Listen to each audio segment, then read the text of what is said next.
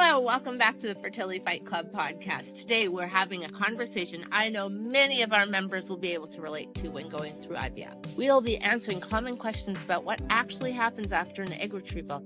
We hear about fertilization, embryo grading, blastocysts, freezing, but most of us never get to meet the incredible people working behind the laboratory doors. Today we're going to change that. I'm so excited to welcome Jessica Mans to the Fertility Fight Club podcast. Jessica is a senior embryologist and laboratory supervisor at Radiance Fertility. Since beginning her career in embryology in 2018, she's helped countless individuals and couples build their families through IVF. But what makes Jessica truly special is that she hasn't kept her expertise behind the laboratory doors. She's made it her mission to help patients understand what actually happens throughout the IVF process and to make them feel informed, empowered, and hopeful along the way. Jessica holds a bachelor's degree in natural sciences from the University of Pittsburgh and a master's degree in biomedical science with a specialization in assisted reproductive technology from Colorado State University. Wow.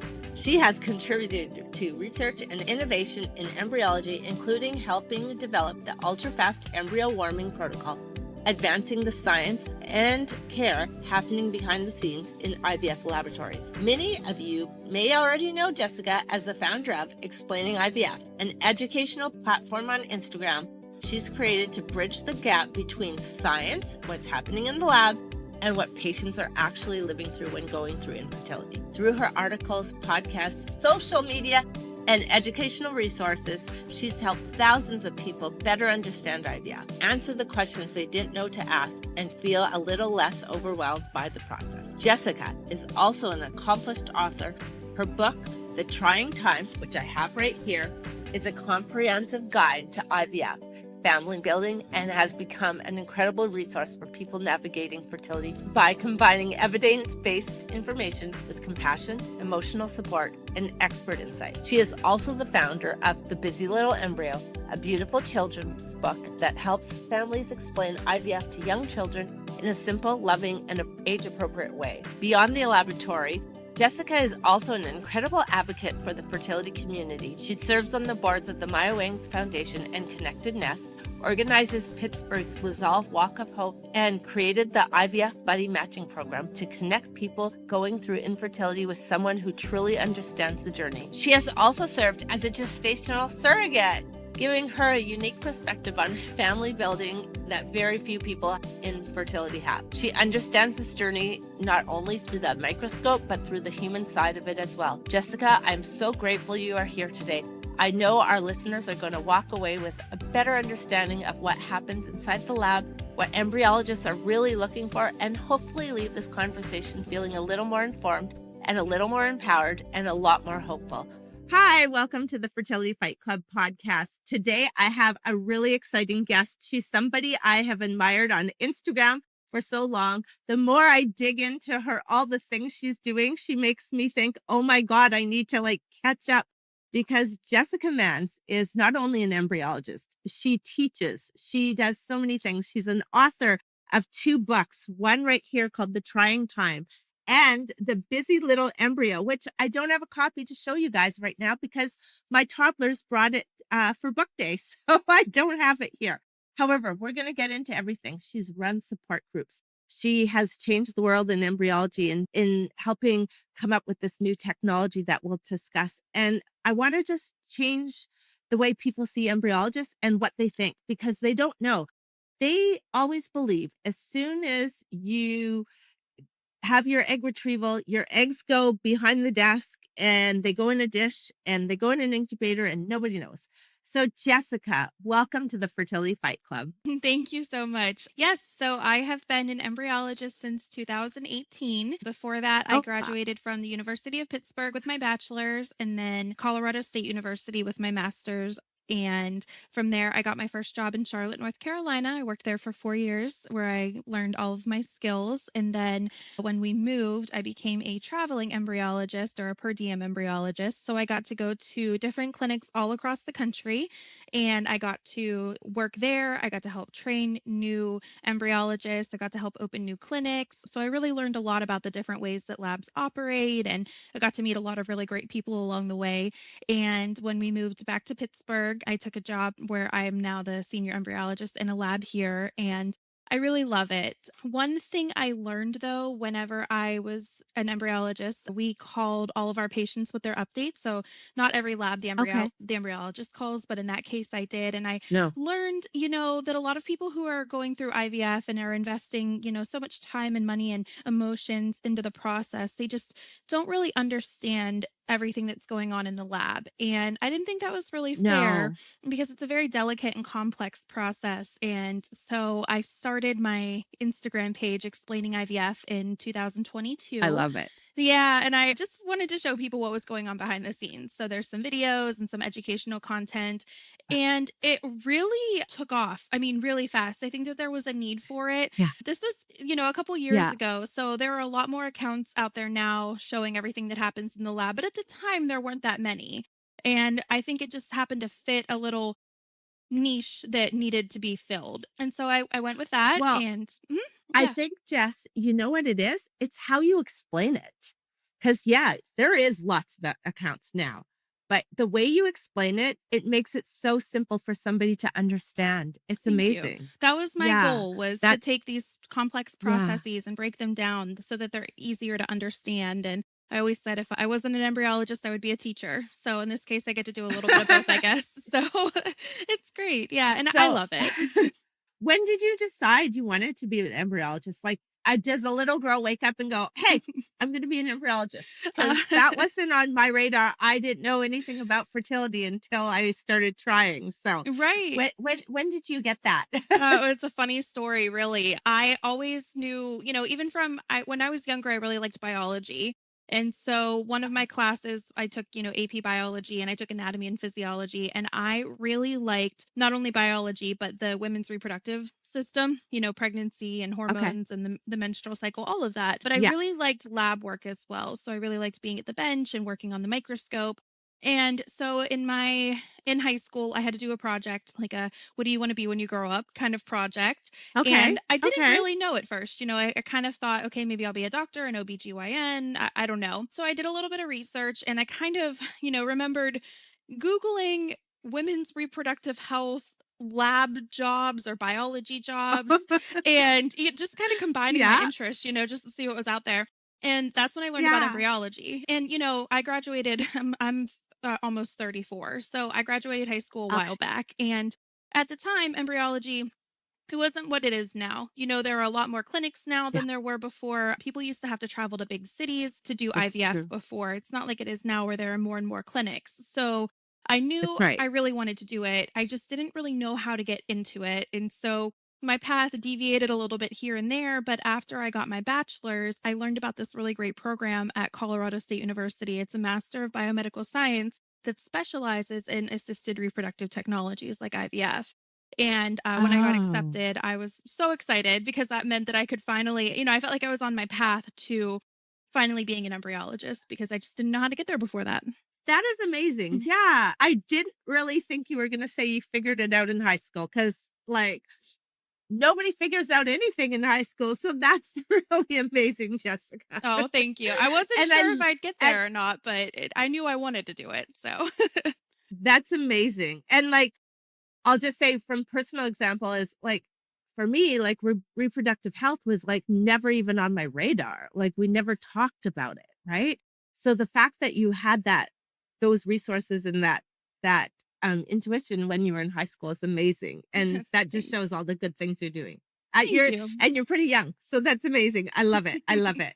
Hi, I'm so happy you're here listening to my show, The Fertility Fight Club. I really need your help with something super easy. It's a huge help for you to like and subscribe on your favorite platform so you never miss an episode. It's a small thing, but it helps us reach more women like you who need this community. Thank you so much for being here and supporting the work we're doing. Now, back to the show. So, okay, that's the moment you decided you wanted to be an embryologist. What made you think you wanted to do things outside the lab besides when you notice, like, do people get to meet you or do you just give them the phone call with the good or the bad news? How does that work We in do most clinics? In We Canada, normally people don't meet the embryologist. Oh, well, we do a little bit of meeting before the egg retrieval. We do what's called a timeout where we go in and Okay. it's very brief. It's more getting your name and your date of birth, going over your treatment plan. But Okay. that's pretty much the extent of meeting. And then after that, it would be the phone calls. And then again, before the embryo Yeah. transfer, we'll go in and we'll ID you, name, date of birth. Usually you get a picture of your embryo you get to take Yeah. home. So we do get Yeah. some, one-on-one with you. And it depends on the size of the clinic too. In a smaller clinic, you're going to get a little Right. more individualized care. With a bigger clinic, you might not get, you might have one embryologist one day and another day. So it does vary, but Okay. typically there's some level of interaction at one point or another. Oh, that's amazing. I'm gonna just jump ahead because you mentioned calling clients, and I know right now some of the clinics, the embryologists are starting to call as opposed to before it was the doctor calling, right? And that must be the hardest call when you have devastating news, but then Yeah. also the best on the flip side when you tell them they have some good embryos. How do you deal with that? Because that must just like gut you because you're the bearer of that bad news. Yeah, it's tough. Those How? I don't know. conversations I don't even know. they're hard. Yeah, I always say that the doctor, the physician is the one who's going to be talking to the patients first. And my hope is always that they are given realistic expectations for the cycle. So whenever I Okay. call, even if it's bad news, most of the time the patients are, they're not expecting the bad news, but if they hear it, they're almost No. they have a little bit of a buffer They're maybe so that prepared. yeah, they're a Yeah. little more prepared, but that's not always the case. Sometimes unexpected things happen No. and it's completely out of our control. And what I have Yeah. learned is just to be very, I don't know the right word, but when I give bad news, I Yeah. always give people a minute to process. Sometimes they might cry, they Okay. might be upset, and then I always pause after everything I tell them. And I kind of give them a minute to process, to ask any questions if they have them. But what I always say is, why don't you go ahead and take some time, think about what questions you might have, and call back whenever you want to talk more. And 9 times out of 10, that's what Oh, people do. They'll process the info, amazing. maybe share it with their partner if they need Yeah. to, and then they'll call back and say, Yeah. okay, like now that I've kind of processed everything, let's talk about why that could have happened, what we could do different next time. And typically that conversation is a little bit better. That's an amazing thing because I hear this all the time. Jess, the embryologist will call them and they'll be like, you had bad egg quality. Because some people, sometimes not all embryologists are created equal, just like anything else in the world. And some are really busy. Most are really busy, sorry. And sometimes it was like, they'll be like, your egg quality was horrible. And then they hang up and the girl's left devastated. Or even if it is good news, they'll call me and say, Crystal, I got like 6 or 7 good embryos. I have no idea what grade she has. It's all a blur. Right. So even when it's good news, whatever you guys tell them that first day, it's gone because they're either filled with so many emotions and the anxiety of those last 6 days or 7 days in some case are so tough. Yeah. It's like Yeah. they just don't even know what you said. So they're oftentimes, can you call the embryologist back and ask what she actually said? When do I have available? So yeah, Yeah. that's so hard. Well, and That and is I so encourage hard. anyone to call back and ask the questions or say even better, say, can you send me a message through the portal? That way you have everything in Message. writing. You could just say, Yeah. And you like we can talked and I process. didn't quite understand or I have more questions. Portal messages are great and it's good for the embryologist too because our schedules are busy. We have Yeah. procedures that we do during the day. So sometimes being on the phone can be difficult. So even just Yeah. asking them to send a message is easier for them. And then you get everything in writing too. So you don't have to worry about writing it down and, translating it properly. So just a word of advice is if you have questions, please ask them. I mean, Absolutely. you're putting so Absolutely. much into the process. You deserve to know what's going on. So much. Yeah. Absolutely. So, so much. So, Jessica, what's your favorite part of being an embryologist? My favorite part is definitely doing the embryo transfers because I know how much has gone into getting to that point of the egg Mm. retrieval, the ICSI or insemination, the embryo growth. Sometimes there's PGT, freezing. So there's so much that goes into that. So when we finally get to that embryo transfer process, I'm always so excited that, to see everybody there. I feel like the mood is usually pretty happy and high in the operating room before we do the Oh, transfer. yeah. I never even thought Yeah. about that. Mhm. Now, take me back when you go after an egg retrieval. Mhm.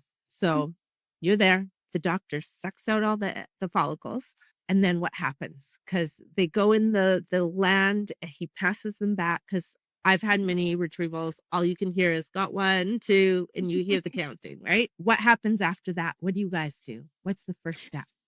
The first step is we look at the fluid and we find the eggs within that fluid. So when you do an egg retrieval, you actually aspirate or you suck up all of the fluid and the egg and the follicles. So our Okay. job is to go through all that fluid and find those eggs. Because they're small. They They're are. so They're small. small, but they're actually surrounded by cells called cumulus cells, which surround them inside the follicle. So they're a little bit easier to find Okay. because they're surrounded by sort of a cloud of cells. And so what we do is we actually Oh my remove goodness. those extra cells before we do the insemination most of the time. The only time we don't is if we're doing conventional IVF, where we put the eggs and sperm together in the dish overnight. We don't clean them for that. But if we're doing Right. ICSI or freezing, we Yeah. will clean all those cells off so we get those nice, round, tiny eggs. Oh my goodness. So let's go to ICSI. What do you like? What do you prefer people would do? ICSI or natural? Or not natural, it's all Conventional. natural, but Yeah, conventional. yeah, I guess it's more natural, right? But I definitely Yeah. prefer ICSI, and the reason I prefer ICSI is because I've seen too many times with conventional IVF where there's really low fertilization or no fertilization, and I think a Yeah. lot of that is because people who are doing IVF are there for a reason, and a lot of the times it's because whatever's happening when they're trying at home or trying naturally, the egg is not being fertilized properly, and that could be leading Yeah. to developmental issues. So ICSI bypasses all of that. It ensures one sperm gets into each mature egg. And so it actually increases your chance of success versus hoping that the sperm gets to the egg, one That it does fertilizes it. it properly. Right. There's a lot of variables there. So skipping those Absolutely. variables is, yeah, it really does give Yeah. you the best chance of success. Yeah. Especially when there's It any kind of does. male factor. Yeah. And I've noticed since I'm not blaming COVID by any means, but since COVID, I noticed the sperm numbers have really dropped down. And pretty much every time I look at a semen analysis or defrag, we have work to do, boys. So I give them Right. the menu, I give them the diet, I do all the supplements, I do all the stuff for the guys as well as the girls, of course. But I've noticed it takes two, and a lot of times we miss that, right? Yeah. So yeah, that just Yeah. No, helps. Yeah. sperm is such an important factor. It's 50% of the 50 the DNA inside of that embryo, and it gets overlooked a lot. But the yes, worldwide male fertility is declining. So it we is. don't know exactly what that means, but it's something we need to keep an eye on because it will Absolutely. likely mean that more people will need IVF with ICSI in the future. Yeah, absolutely. Let's go back to if you break somebody some bad news. And like I mentioned earlier before the call, one of my clients, as soon as I get done here, I have to call her because she had bad news from the lab Mhm. this morning. Do you Yeah. carry that with you? Because I know for me, I just like my girls, I just like my heart breaks for them. Like how do you deal with the good and the bad and the ups and the downs kind of thing? It is. It's Yeah. hard. I don't think Yeah. anybody likes to give bad news, especially in our No. field. Sometimes, especially if it's your first IVF cycle, I always say that your first cycle is sometimes diagnostic because, in a way, Yeah. it gives us the chance to look at the eggs, which we wouldn't have been able to do before because they're in the body. That's It right. gives us the chance That's to right. look at the shape of the eggs. Are they granulars or it gives us a chance to really look at that sperm. Like, are there issues that maybe we didn't see on the semen analysis that are really prominent? Is the fertilization really low? It lets us look at those Yeah. step by step. And sometimes it helps us to diagnose, hey, here's what's going on. Maybe we can do something different in a future cycle that could, have different results, That will or help. maybe not. But it's sort of a Yeah. silver lining in the whole bad news is that now we know, and now we know What's how to going move on? forward. Mhm. That's right. Yeah, it's tough. It's really tough. Yeah. Oh, So, yeah. okay. So now we're fertilizing the eggs. And now let's talk about day 3. Mhm. Most clinics aren't using day 3 embryos, but how do you feel about day 3, day 5, day 6? I know there's some controversy. Some labs are even using day 7. Where's your happy place? Where would you like all embryos to be? Day 5 or day Definitely 6? past day 3 if possible, and I only say, day 3, there are cases where I could say, "Yes, I get where you would want to do a day 3 transfer, freeze on day 3. But if an embryo isn't going to develop past day 3 in the lab, there's a very good chance it's not going to develop past day 3 in the body as well. It's just putting it into a different environment. Granted, the uterus is the most natural environment, right? More than an Yeah. incubator, but incubators are programmed pretty well to mimic the reproductive tract, and that's why embryos do so well now. I mean, we have Yeah. pretty high development overall. If I had to pick, I definitely prefer day 5 onward, the blastocyst stage, because at that point, the embryo has already passed one of the most significant declines, which is after day 3 of development. So if it can get past day 3 of development, it definitely has a higher chance of success than it would before day 3, because we just don't know what it's going to do after day We 3, don't know. right? Yeah. Day Yeah. 5, when you're looking at statistics, day 5 embryos are going to give you your highest chance of success, but not significantly so above day 6's. Yes, a day 5 statistically is better than a day 6, but not enough that if you have a day 5 and a day 6 that I would panic. You would. It's when Okay. we get into the day 7 embryos that those numbers start to drop. And that's because the development on day 7 is slower than what we consider It's slower. normal. It doesn't mean day 7s can't make healthy babies. I've seen it happen. It can absolutely happen. Okay. But if you have a day 5, a day 6, or a day 7 embryo, those day 5s and day 6s are going to be your best chances for success. You kind of answered this, but I have girls that will be like, Crystal, I have one, like a lower grade, and we'll talk about grading in a minute, but a lower grade day 5, but I have 2 really good day 6s. Mhm. What do you think I should transfer? And I know it's not up to me, but I always get, what's my opinion? What would Yeah. you do in that case? The girls are always seeing day 6 as not as good as day 5 because Mhm. part of the research and part of we're so used to day 5, day 5, day 5, right? Yeah. So they think Yeah. of day 6 like they failed a little bit, which we always take it so personal, right? So Sure. what do you suggest? What would you suggest? It's a good question. That's going to definitely be clinic dependent because there are mixed studies. Some will tell you that a day Mhm. 5, regardless of the grade, is going to be better than a day 6, where others will tell you that a day 6 good quality is going to be better than a day 5 poor quality. At the end of the day, the numbers aren't going to be so significant that it will make a big difference, but that is something that is clinic dependent. They each have their own protocols for that because those are tough Okay. situations. It's hard to say Yeah. for sure. Yeah. Yeah. Can you tell in the lab, like from embryo, can you tell what before PGTA if something's abnormal or it's an embryo, you send it for testing and it is what it is, or you guys kind of know in the lab without? We can't tell anything genetically speaking in the You can't lab. Like, see. there's Okay. no way to know the genetics. All we can tell at that point is what stage of development it's at and how the 2 cell lines in the embryo look in their appearance. But it Okay. doesn't actually mean anything because poor quality embryos can be genetically normal and the most gorgeous AA Oh, embryos I can know. be genetically abnormal. So, Yeah. unfortunately, no, we have no. Okay. Now, a good quality embryo is more likely to be genetically normal, but there's no way to know True. for sure. And that's a question I always get asked. The girls assume that you guys see, so they're like, "Why did they make me test? They could have probably Mhm. seen what it was. You just didn't know what it was." And I just Right. wanted you to answer that one Yeah. because I get It that it's question a lot. we get that a lot with sperm too, because for Yeah. anyone who doesn't know, it's the sperm that actually will indicate if the embryo is a male or female, because the Yeah. sperm carries the X or the Y chromosome, but we can't tell You if a can't sperm see. carries an X or Y Yeah. chromosome, right? We No. can't predict the sex of the embryo. You heard that from Jessica Mans. Right now, you cannot predict by the sperm because Yeah. I think that's one of the things people Google most, Jess, Mhm. is can the embryologist see under the microscope if it's male or female sperm? No. And I get phone calls all the time. A lot of people want family balancing or whatever. Mhm. In Canada, we don't do that at all.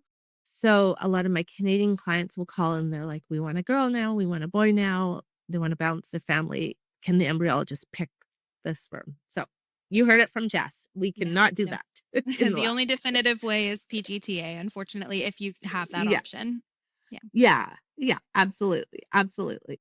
Let's talk about the grading because that's another thing people are constantly Googling. I had a couple last week. They just got their embryos back.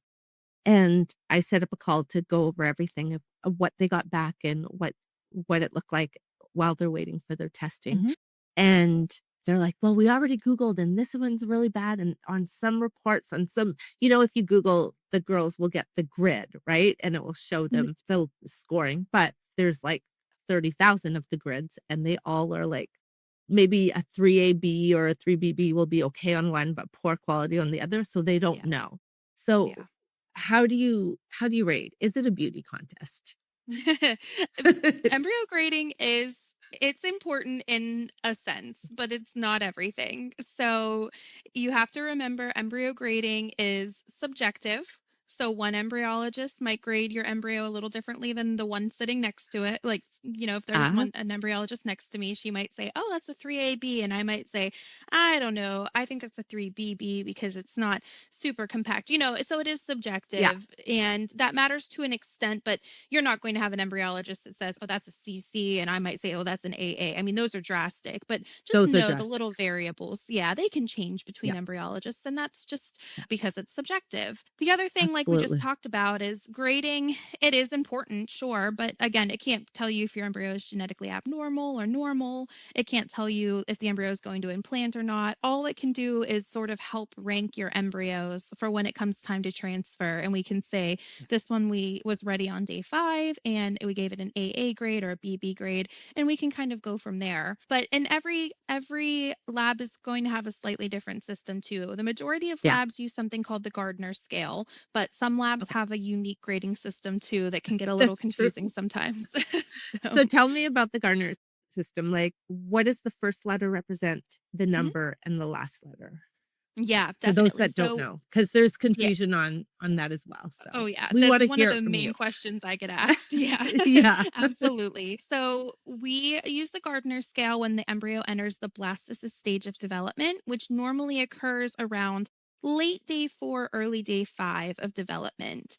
And at that point, the cells in the embryo have started to merge together to form something called a morula, and a small little cavity called a blastocele has actually formed inside that morula.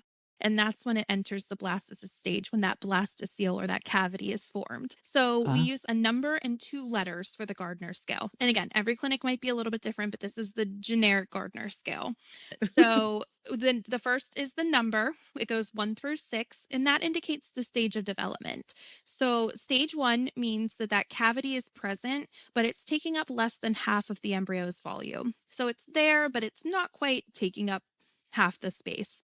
That's an early blastocyst. We give that a 1. A 2 is a blastocyst. So at that point, the cavity is taking up more than 50% of the embryo's volume. A 3 is a full blastocyst. At that point, that cavity is taking up 100% of the embryo's volume, but the embryo is still the same size. It hasn't grown at all in uh, diameter.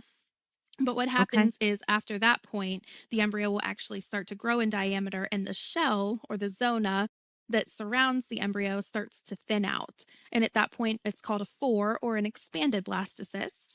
And then a small hole will form in that shell, and the embryo will begin to hatch from it. So at that point, Okay. it's a 5 or a hatching blastocyst. And then when it's fully hatched from the shell, it's a 6, a fully hatched blastocyst. Okay. Yeah. People want Yeah. those people are always asking about hatching, so yes, that's important. Yeah. Yeah. They And always want there are clinics that do assisted hatching. So yeah, sometimes that grading, they have something called the modified Gardner scale, where you kind of the embryo will be hatching out even if it's technically not a 5. So it gets a little confusing, but at that point we're really looking for what is the stage of development if that embryo were not hatched out. So we kind of have to okay. estimate it from there. So that's what they mean when you thaw the embryos, the grading actually can go up, correct? Yeah. Yeah. The grading can change after the thaw. Sometimes it can get better, and sometimes there could be damage from the freezing and thawing. It's not very common, but there are times when the grading can go down post freezing and thawing. And we can talk about that in Okay. just a second. I'll go over what the 2 letters are first to Yeah, finish up the please. grading. Sure. So the first letter it refers to the appearance of the inner cell mass. So when you look at the embryo, that's often a little group of cells that sits off to the side. That's what develops into the baby. And we grade that on an ABC scale, with A being the highest, meaning it's very compact. B means it's fair, which is perfectly fine. Having a B grade is not a bad thing, it just means No. average. A C grade means below average. And some clinics will biopsy or freeze embryos that are C qualities, others don't. Those protocols are Everybody's. going to change between clinics. And then the Yeah. last letter refers to the appearance of the trophectoderm. Those are the cells that sort of line the shell of the embryo and they develop into the placenta. And we grade on an ABC scale, again, with A being the best, meaning a lot of uniform cells, no gaps, textbook perfect. B is fair. Again, fair is perfect, totally There's fine, bears. perfectly fine to have. Yeah. And then C is Yeah. below average. So again, and clinics will have different policies regarding C quality. So that's where you get Okay. your letters from. So for example, if you have a 5AB, you have a hatching embryo with an above average inner cell mass and an average trophectoderm. Great embryo. So even if Great it's a B. embryo. Mhm. Yeah. A lot of people assume if they have a 5AB or a 5AA that it's guaranteed into a baby. There's a lot of Right. other steps, and we can discuss Yeah. that after. But that's I Yeah. know they're super excited, but we gotta make sure the uterus is everything's good, and it just doesn't mean you're on a home run yet. Yeah. You're Right. farther Right. along, but yeah, Yeah, exactly. yeah.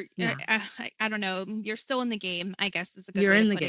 game. You're in the game, right? Exactly. Which, yeah, unfortunately is a scarily accurate term. Yes, you're still in the game at that Yeah, point. But yeah, just because you have a beautiful embryo, that doesn't necessarily mean it will be genetically normal. It doesn't mean that it will implant. It doesn't necessarily guarantee that it will result in a healthy live birth, which I wish it did. That would be great. But even the best embryos sometimes can be unsuccessful.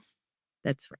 Yeah, You're listening to the Fertility Fight Club podcast. And while I hope every episode gives you new information, better questions to ask, and a little more hope, I also know that sometimes a podcast just isn't enough. Maybe you're overwhelmed by all the advice. Maybe you don't know what to focus on first. Or maybe you're tired of being told everything looks normal when you know something is being missed. That's where the Fertility Fight Club community comes in. Inside the community, you're not only just listening to me, you're working with me. You get live coaching, support calls, expert conversations, fertility education, practical resources, fertility friendly meal plans, and a community of women who genuinely understand what this journey's like. I help you cut through the noise, recognize the red flags, ask better questions, and focus on what actually moves the needle forward on your fertility journey. So, if you're ready for more than just information and you want real support and a plan, come join us inside the Fight Club because your journey is hard enough. You shouldn't have to be fighting alone. what about assisted hatching? What is that? And do you recommend it? Do you like it? What are your thoughts? So assisted hatching is when, and every clinic's a little bit different, but the majority Mhm. of clinics on day 3 will take the embryos out of the incubator just briefly, and they'll hatch a small hole in the shell of that embryo. And what that does is it helps the embryo to start hatching out of the shell. And there are a couple reasons why we do this, but I can tell you the reason why I like to do it. Because sometimes when embryos develop, they have a lot of fragmentation or they have a lot of extra cells that aren't actually part of the embryo, but they're kind of cramping up that space inside the shell, Oh, which can sometimes prevent the embryos from expanding the way that they need to. But with okay. hatching, as they start to expand, they can actually kind of push out those cells that they don't need through that little hole that we create. And I personally think that you get better development when you do that because those embryos are given more space to expand the way that they're supposed to. And they can conserve the energy they would use to hatch out and for development. Oh, So okay. yeah, and it does make embryo biopsy easier. So it Okay. certainly, yeah, and it also ensures that the embryo is able to hatch out of the shell because it has to do that in order to implant. So if you don't do assisted hatching and the transfer is unsuccessful, you won't know if it's because you didn't hatch the embryo out or not. The data surrounding assisted hatching shows that it doesn't really change outcomes, but Yeah. I do think it is beneficial regardless. Okay. We're gonna Mhm. take that advice Yeah. Yeah. because people always ask me what should they do. So thank Yeah. you. That Yeah. Yeah. and you mentioned damaging the embryos with freezing, and that's Mhm. when people always say, "I want to do a fresh transfer because I don't want to damage." Well, what are your thoughts? What's the percentage or what are your thoughts on freezing and unfreezing and that kind of thing? Yeah. So anytime you do any kind of manipulation to an embryo, freezing, thawing, any biopsy, there's always going to be that risk of damage to the embryo. However, when it comes to freezing and thawing, more than 95% of embryos survive without any damage. So that's a pretty big number. The ones that are normally more damaged are the ones that are poor quality to begin with. And the reason is because when you freeze and thaw embryos, some of those cells will get damaged one way or another. The cells have to remove water when they're frozen and take in what's called a cryoprotectant, and then they have to do the opposite when they're thawed. And sometimes there are abnormalities in the cells, and sometimes some of the cells don't survive.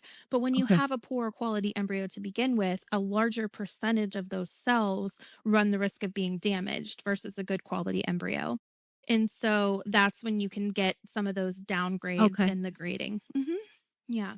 But I Okay, will that say makes the sense. majority of embryos, Um, the freezing and thawing is pretty effective, pretty efficient and effective now. So it's pretty rare that they don't survive, although it can happen. what about testing? How do you feel For for PGT, PGT? Yeah. Do you I recommend think it? it's a tough question. I always try to say, what would I do if it were me in that situation? And Yeah. it's always hard. There are specific populations where PGT, I would absolutely recommend it. And that is for women who are in their upper 30s or early 40s or higher. And the Or reason higher. is because there's a higher chance of the embryos being genetically abnormal. And here's the thing about genetically abnormal embryos: they either won't implant or they run a very significant chance of miscarrying. Yeah. And we don't want that. No. Having a genetically abnormal embryo is devastating, but a miscarriage is Yeah. one step ahead, which Yeah. is a lot harder. And so if you're old, if you are, we call it Mhm. advanced maternal age, but Yeah. usually 36 and over, I definitely do recommend it.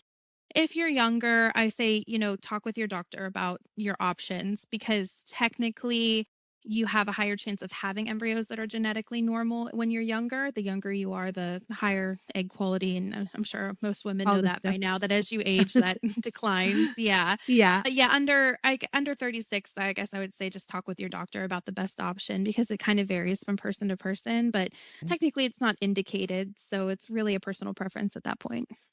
Okay. This is kind of a wild question that people Google, I think.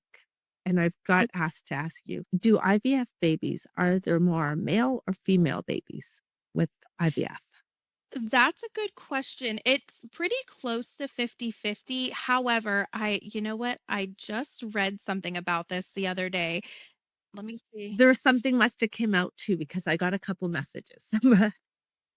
Yeah, it's slightly more likely that they're male, but But it's a it's small not percent.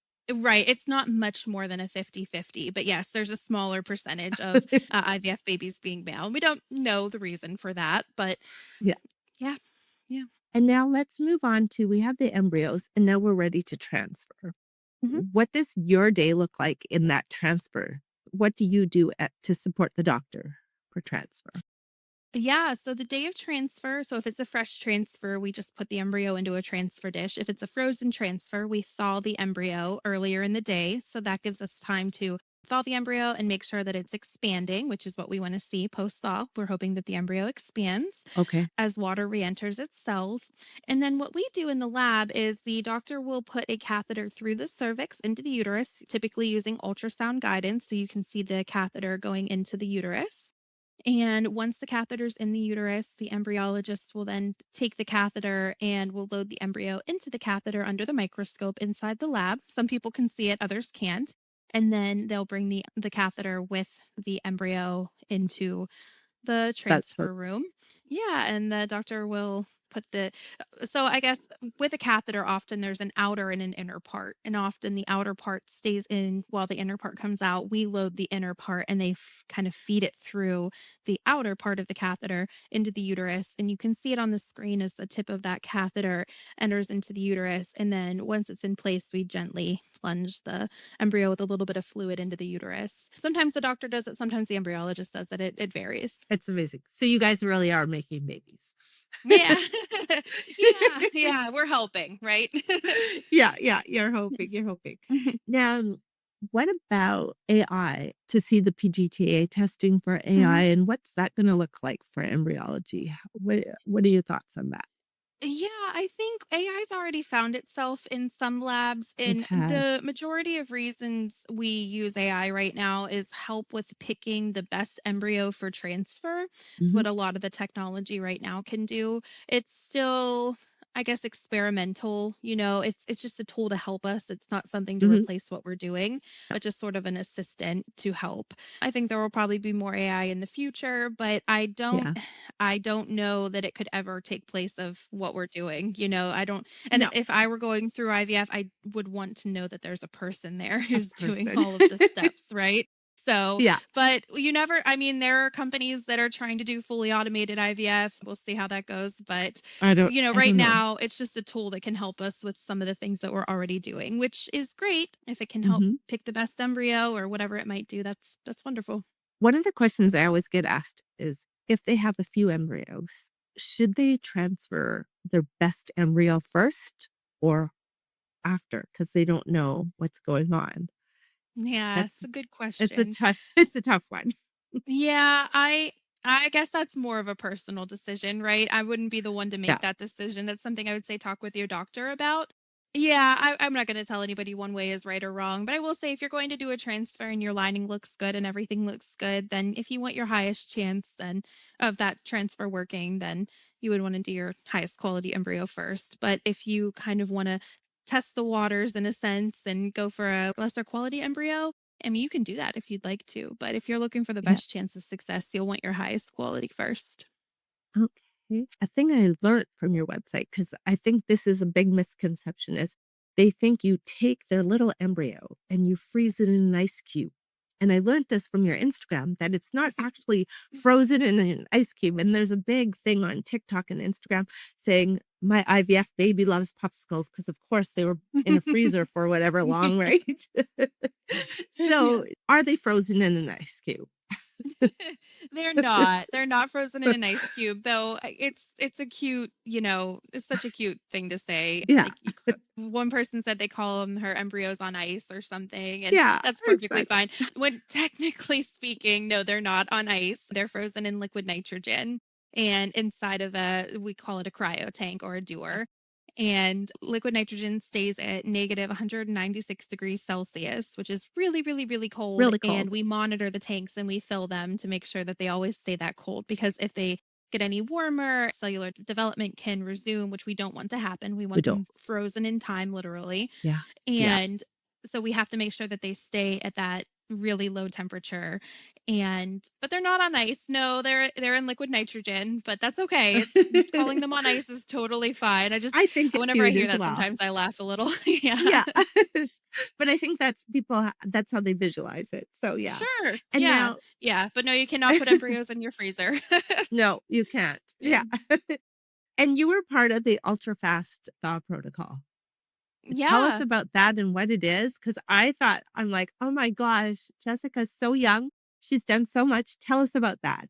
What is it? Yeah, so I was part of the team that helped develop it. It was a multi-team accomplishment, but I was lucky to be part of one of the teams that Amazing. helped for with it. Yeah, so before the ultra fast thaw, which I'll talk about in just a second, it took about 13 minutes to thaw an embryo because you would take it out of the liquid nitrogen and then you would have to put it into one media, we call it TS or thawing solution, and then Okay. into three other media for about 4 minutes each. So all in Okay. all, about 13 minutes. But the ultra fast thaw, we found you actually don't need those last three steps. You can do the thaw in one Oh, minute, and the rates were the same, if not better, than when you did all of the steps. And so now, this is great for really busy clinics who are doing 10, 15 transfers a day. It only takes 10 or 15 minutes now to thaw those embryos versus hours before.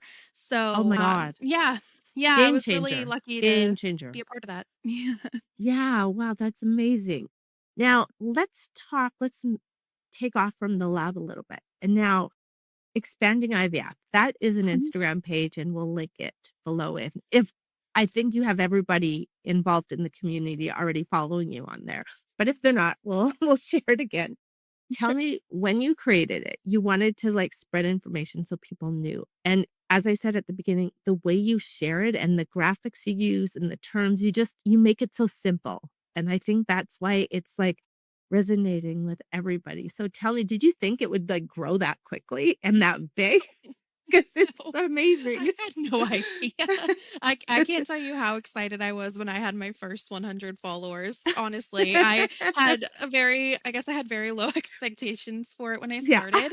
But yeah, no, it grew so fast. And it was just, again, yeah, I started it in 2022. Actually, threw my back out on the 4th of July in 2022, and I was kind of bedridden for a couple of days. And Okay. so I started it at that point. I was sitting in bed and I was like, you know what? I've been wanting to do this. I'm just going to do it. And I had a couple of clips that I was able to loosely put together. I was still learning at the time, but I had a few I was able to, get together to make a couple videos, and people really loved it. And it was great for me because, again, I love teaching. So if I could do Yeah. one thing, it's teach and do my job, and now I get to do Oh both. my And gosh. yeah, Yeah. it's really grown since then. People really like it, and I've done a couple of community things too. We did weekly warrior posts for a while, buddy Oh, matching program, which we talked about. I yes. had to Yeah. stop it, unfortunately, just due to time constraints, but it was Well, really we're great going to too. discuss that further. Yeah. Yeah, yeah. Yeah. We have to conquer the world here, Jess. The fertility Absolutely. world. Bring the world together. Bring the world together. Yeah. So it's just like, I just love it. And I love all the feedback you get. Like if I read the comments, people are just so interested. And I really do believe it's how you're posting it. Yeah. Oh, thank Yeah. you. I What kind of appreciate that. feedback do you get? Like what are the girls responding to you like privately or whatever? Because I think it's a game changer. Like the way you're Yeah. putting that information out, it really helps explain.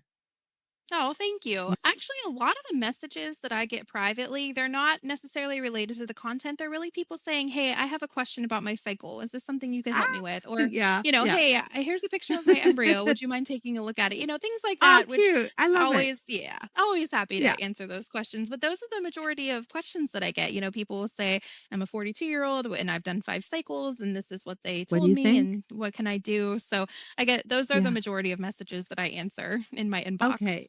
Yeah, Yeah. and I'm already thinking I'm gonna have to have you on again because I have a lot of women that are, as we say, like the older ladies, and we have a lot of times that their eggs will be gray or they'll have Mhm. abnormalities with the things. But that's a whole other topic, and I would love to dive into that later. But not only do you do expanding IVF group, not only do you in the lab, but you've also written the 2 books. And I have the one, The Trying Time, right here with me, which is so easy to understand. It makes it like so easy for anybody trying to figure out what this whole process is. You make it so simple. So Well, when thank did you. you think you were going to write it? How did it come about? Because like how you lay it out is so simple and it's like steps and broken up and it's not like redundant information that you hear all the time.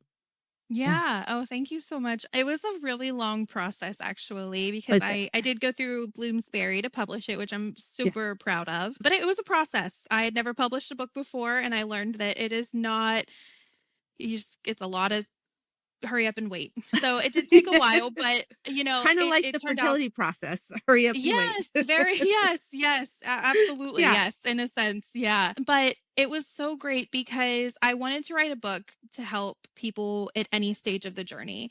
And I knew what I wanted in the book, and I knew that the topics that I really wanted to have in the book. But without me going online and doing the research and putting everything together, it would have just been me writing. And I didn't want to do that. I wanted the information to come from professionals in the fields. Yeah. And so I reached out to a lot of professionals, and some didn't have the time, which was perfectly fine. But every chapter in the book has Yeah. information contributed by professionals in the Yeah. field, and that includes therapists who specialize Mhm. in infertility trauma and grief associated with loss. Dr. Jeffrey Scher, who has so much knowledge about causes of failed implantation and pregnancy loss. Megan Doyle is a wonderful certified genetic counselor who Yes, provided a and whole chapter of information about PGT and so on. So it's all filled with this information that was voluntarily contributed by these professionals, which is way better than anything I could have written, right? I mean, they're oh, amazing. And in each chapter also is a personal story that was I love it. contributed by some of my followers that sort of Yeah. relates to the information in the chapter. Not only is it their story, but it's how their story can help the reader who might be going through Yeah. something similar. Yeah. Yeah, absolutely. And then you have the Busy Little Embryo book, which as I mentioned in the beginning, my toddlers took it to daycare for the reading book day or whatever they called it last week. But it's really simple to understand, but it actually would help anybody going through infertility, putting it in a basic way, and then they'll have it for their children later on as Yeah. well. And I just love the graphics. Just everything is so easy to understand. And I don't even think it's just for children. So, yeah. Thank you. Yeah, actually, it's funny that you say that. So it is, targeted as an IVF keepsake for children, so they kind of understand how how they were What happened? created. Yeah. Right, exactly. And so that was sort of the goal with it. But a lot of people have reached out and they've said, I'm showing this to my family because Yeah. they don't understand the IVF process. And this is helping them understand what's happening because What's it goes going from on? everything from retrieval, ICSI, development, the choice of are we going to do a fresh transfer or are we going to freeze the embryo, and then the Yeah. ultimate transfer whenever that might be. There's no timetable for Yeah. it, and then what happens after if it's successful is at the end the That's baby. really a good idea. I'm gonna Thank you. actually recommend that idea because that's one of the struggles my girls have is the insensitive comments from like Aunt Hmm. Betty or a cousin or the mother-in-law Yeah. that they're trying to be supportive, but if you're not in the world, it's just a different world in fertility, right? Yeah. Yeah. So I like that. Yeah. And it's not something like they're not gonna read the whole trying time, but that's something simple so people actually Yeah. understand. And a lot of people Right. say, "Oh, my babies were born from IVF and surrogacy."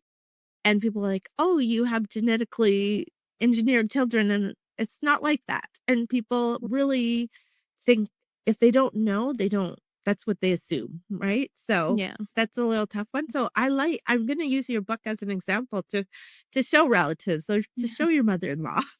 Thank you. And what's nice too about the book, and I did this on purpose, is there's no mom or dad. It could be written it's for anybody. So it Anybody. could be donor eggs, it could be donor sperm, it doesn't matter. It could be a surrogate. It's Yeah, pretty generic. And so it applies to everybody. The only time it wouldn't apply is egg freezing. But other than right. that, it should apply to everybody. Hmm. Yeah, I love that. Okay, so you brought up surrogacy, and Hmm. as I just mentioned, I had a surrogate for my twins, and you have been a surrogate, and you really are diving into this fertility world. So tell us a little bit about that. Why did you choose to be a gestational surrogate? Yeah, thank you. That's a great question. So, it's something that I've always just thought was really an admirable thing for somebody to do. I know not It everybody can do is. it. In fact, it's No, actually pretty hard to become a surrogate. There's a lot it of is. criteria that needs to be filled, but I always thought it was something really admirable, and that was even before I became an embryologist. I think if anybody knows Friends, we know Phoebe carried for Yeah, her brother, right? And I was just, exactly. I thought how That's amazing so is that? cool. How Yeah. wonderful. And it's something that I'd always had in the back of my mind, and then I saw it a few times in my career, and I just I don't know, it warmed my heart just to see that these women were doing this, for other people. And Yeah. I do have a daughter, so she's 5, and after I had her, we decided that we didn't want any more children of our own. So, but I was still willing to help another family if I could. So I said, Yeah. I'm just going to apply to be a surrogate. And if I get accepted, we'll go from there. But chances are I won't because there'll be something wrong, because they're very Yeah, yeah. particular. But They no, are. I got accepted and I went through the whole process and I found the most amazing couple ever that I was able to Oh, carry for. And they're great. We still keep amazing. in contact all the Oh, I love time. it. And yeah, it was really wonderful. Emotionally, I think I was the best person for it because, our family was complete. So there wasn't a part of me that thought like, oh, I feel sad that they get to take Yeah. the baby home. Like not no part Not of a me ever thing. felt like that. I was sad, of No. course, to see them when they left, but it Yeah, was more, yeah. sad that part of the journey was over. But they're so wonderful and just getting to be a part of watching how their baby is grown and he's over a year That's now and amazing. it's so Oh, great. Yeah, I really love it. I had a couple of physical complications with the pregnancy. I had some preeclampsia and oh my. a couple. So I can't carry again. I would in my Again? heart, I Okay. would, but it would just be too much of a risk Yeah. now too for a couple No, of they wouldn't reasons. let you do Yeah. that again, no. Yeah, it's such a gift. It's Thank you. Yeah, Yeah, yeah, I yeah, loved that I could do it, really. yeah. I know when I was reading all that you did, and then I'm like, "What? She was a surrogate as well?" I'm like I know.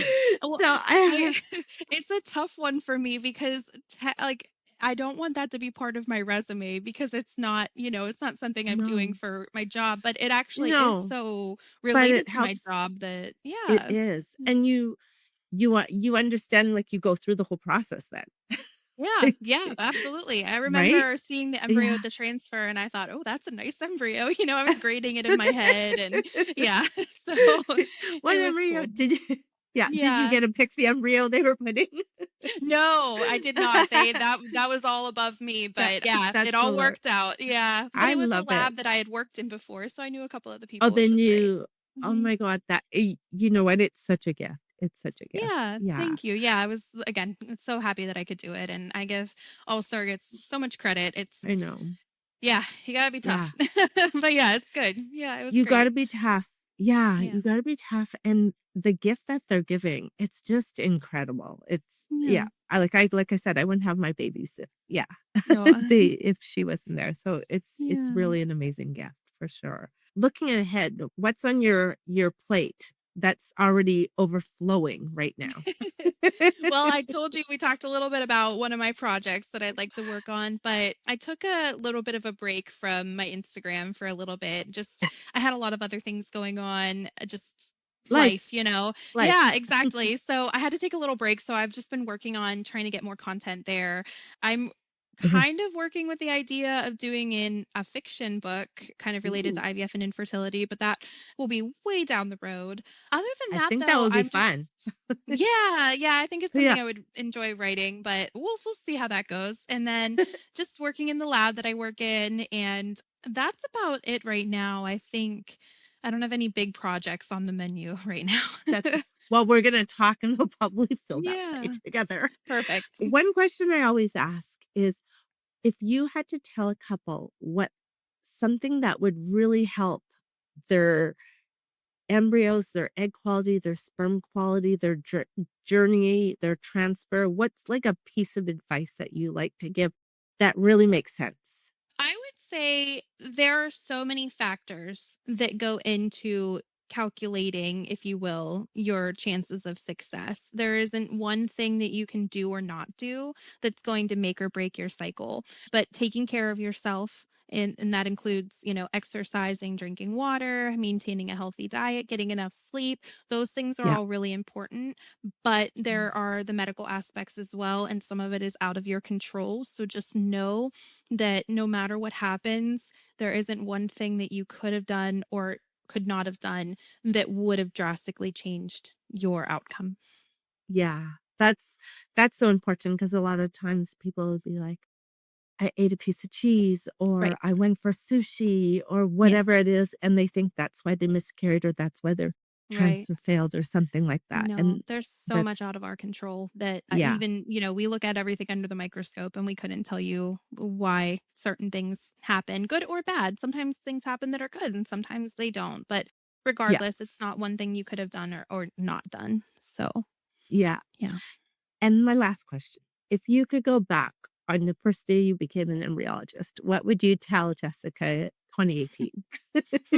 I would say just on my first day, I would say, remember, you're here to learn the biology and you're here to learn the steps, but don't forget that there is a person or a couple behind Oh, every single embryo because that's yeah. not something you learn in school. That's something you No, learn after years of talking to people and realizing there's someone on the other end of that, on the other side of that curtain who's waiting and you treat every yeah. single embryo, every single procedure, everything you do as if they were your own. So, with the ultimate care, regardless, even if you're tired, even if it's been a long day, I mean, everyone gets the same level of care.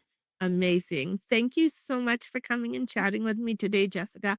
I am so excited. I know I already want to like jump on a Zoom call because I think we have a lot of things in common because we do really want to change the fertility world. So thank you so much. You are an inspiration. Like I said, you lit a fire under me with your resume. I was like, oh Well, my thank God, you. this girl is doing this and this and this and this. And I just love it because it's all to help everybody get Well, thank you. And thank pregnant you and for have all you happy. do too. You do a lot too to Thank you. help. So, thank you. Thank you.